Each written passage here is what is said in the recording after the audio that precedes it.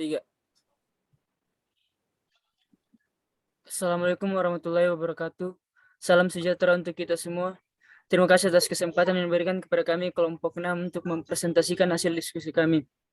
Sebelumnya kami mengucapkan terima kasih kepada Ibu Retna Kristiana STMT selaku dosen pengampu mata kuliah Properti Material Prodi Teknik Sipil Fakultas Teknik tahun akademik 2021-2022 Universitas Mercu Buana. Sebelum lanjut, kami akan memperkenalkan diri terlebih dahulu.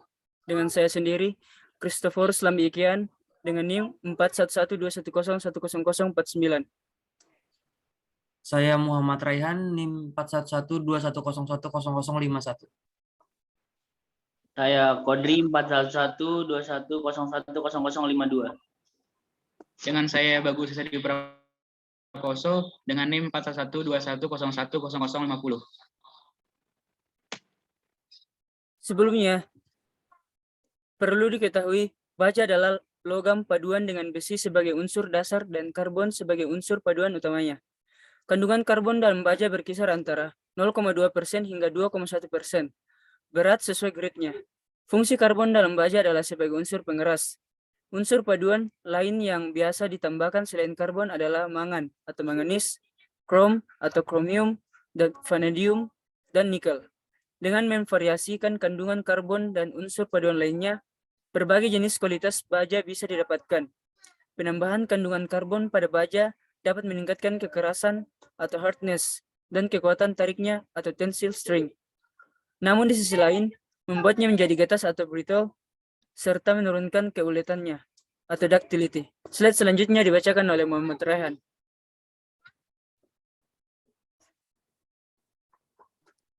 Sejarah baja. Penggunaan logam sebagai bahan struktural diawali dengan besi tuang untuk bentang lengkungan atau arch sepanjang 100 kaki atau 30 meter yang dibangun di Inggris pada tahun 1777 sampai dengan tahun 1779. Dalam kurun waktu 1780 sampai dengan 1820, dibangun lagi sejumlah jembatan dari besi tuang. Kebanyakan berbentuk lengkungan dengan balok-balok utama dari potongan-potongan besi tuang individual yang membentuk batang-batang atau kerangka truss konstruksi. Besi tuang juga digunakan sebagai rantai penghubung pada jembatan-jembatan suspensi sampai sekitar tahun 1840. Setelah tahun 1840, besi tempa mulai mengganti besi tuang dengan contoh pertamanya yang penting adalah Britannia Bridge di atas Selat Menai di Wales yang dibangun pada tahun 1846 sampai dengan tahun 1850. Jembatan ini menggunakan gelagar-gelagar tubular yang membentang sepanjang 230, 460, 460, 230 kaki dari pelat dan profil siku besi tempa. Proses canai atau rolling dari berbagai profil mulai berkembang pada saat besi tuang dan besi tempa telah semakin banyak digunakan. Batang-batang mulai dicanai pada skala industrial sekitar tahun 1780. Perencanaan rel dimulai sekitar tahun 1820 dan diperluas sampai pada bentuk ke-1 menjelang tahun 1870-an. Slide selanjutnya dibaca oleh Bagus. Jenis-jenis baja dibagi menjadi 3. Yang satu adalah baja karbon, baja paduan, dan baja badan khusus. Perkembangan baja. Kita bisa lihat grafik perkembangan baja dari tahun ke tahun.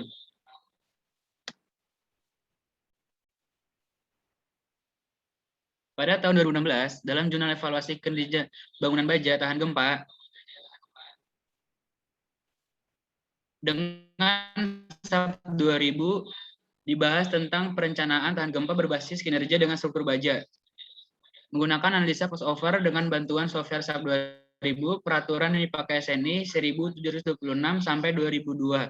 Untuk gempa dan SNI 1729 sampai 2000. Untuk struktur baja, analisa ini bertujuan untuk mengetahui perilaku pola peruntuhan suatu bangunan dengan memperkirakan gaya maksimum dan deformasi yang terjadi serta untuk memperoleh bagaimana saja yang kritis. Kemudian pada bagian tersebut diperlukan perhatian khusus untuk pendetailan atau detailnya untuk kondisi jenis tanah dan wilayah gempanya diasumsikan dengan tersedir.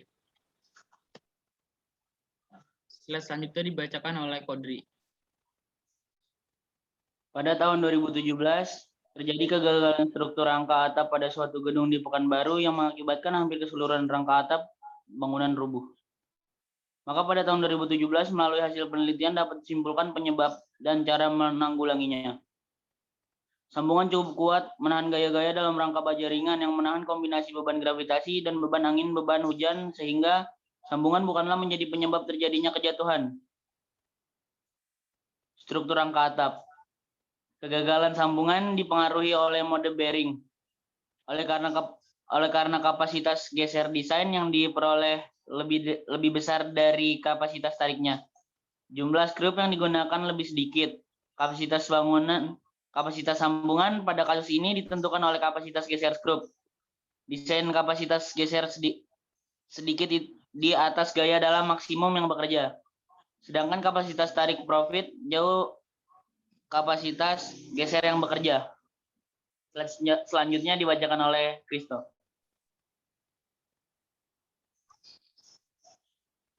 Pada tahun 2018, tim pengabdian kepada masyarakat jurusan Teknik Sipil menyelenggarakan pelatihan dan tutorial tentang konstruksi rangka atap baja ringan untuk mempersiapkan sumber daya manusia untuk menjadi tenaga terampil di bidang konstruksi baja ringan dan untuk mengurangi pengangguran di masyarakat di Indonesia. Dengan menyiapkan semua peralatan perlengkapan keselamatan dan kesehatan kerja, dan memperhatikan petunjuk yang telah dijelaskan dalam pelatihan tentang persyaratan melakukan pekerjaan di atas ketinggian sesuai prosedur. Dari hasil pelatihan ini diharapkan tidak berakhir pada satu kegiatan pengabdian saja, tetapi bisa dibentuk kerjasama dalam bidang konstruksi atap baja ringan dengan masyarakat lain di sekitar agar menciptakan sumber daya manusia terampil. Slide selanjutnya dibacakan oleh Muhammad Raihan. Tahun 2019. Pada tahun 2019, peneliti mengembangkan baja, sehingga seiring pertumbuhan ekonomi yang pesat yang berdampak pula terhadap kebutuhan bahan pangan, tempat tinggal, serta industri. Kebutuhan rumah tinggal, workshop, industri akan berdampak juga terhadap kebutuhan akan material bangunan seperti kayu, semen, besi, dan lain-lain. Menurut Nugroho tahun 2014, bahwa pemakaian baja ringan sebagai rangka atap pada masa sekarang semakin digemari. Hampir semua bangunan perkantoran, rumah sakit, tempat ibadah di kota-kota besar Indonesia sudah menggunakan rangka atap baja ringan. Baja ringan merupakan baja memiliki kualitas tinggi yang bersifat ringan dan tipis. Kekuatannya tidak kalah dengan baja konvensional walaupun tipis. Baja ringan juga memiliki derajat kekuatan tarik 550 MPa dan baja berat sekitar 300 MPa. Slide selanjutnya dibaca oleh Bagus.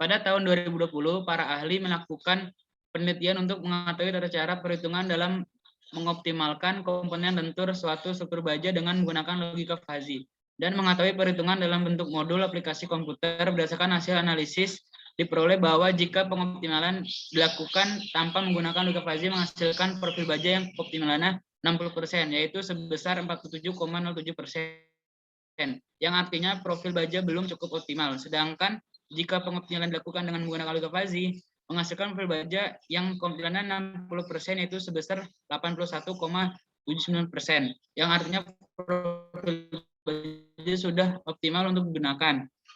Penelitian ini dapat dikembangkan kembali agar dapat digunakan pada semua jenis profil baja, bukan hanya profil wet flank WF saja. Selanjutnya dibacakan oleh Kodri.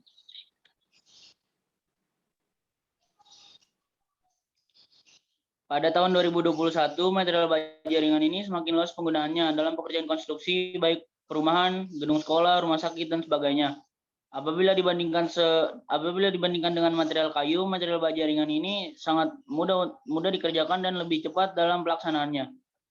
Sehingga dilakukan penelitian untuk membandingkan hasil analisa biaya dan waktu untuk konstruksi atap dengan menggunakan rangka kayu dan baja ringan. Biaya yang dibutuhkan untuk pekerjaan konstruksi rangka atap lebih murah dengan menggunakan bahan material baja ringan dibandingkan dengan menggunakan bahan material kayu, dan waktu yang dibutuhkan untuk pengerjaan konstruksi rangka atap yaitu selisih 3 hari.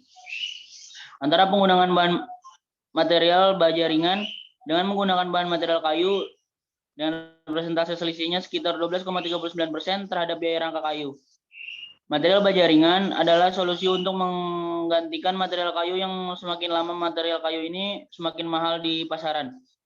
Penggunaan material baja ringan ini lebih awet dan tahan lama dibandingkan material kayu. Slide selanjutnya dibacakan oleh Kristo.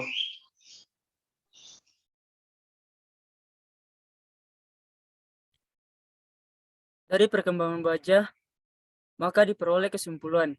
Kesimpulannya yaitu perkembangan baja dari tahun ke tahun sangat pesat perubahannya. Dengan mempelajari sejarah baja dapat memberikan pengetahuan bagi mahasiswa untuk menambah pemahaman terhadap sifat baja struktur, proses pembuatan jenis baja profil yang ada di pasaran, dan penggunaannya sebagai alat bantu untuk memudahkan perancangan pada konstruksi bangunan, sehingga kita mengetahui cara kerja dan pelaksanaan pemasangan konstruksi baja yang aman di lapangan dan memberikan gambaran pelaksanaan proyek dalam pemasangan konstruksi baja menggunakan beton komposit.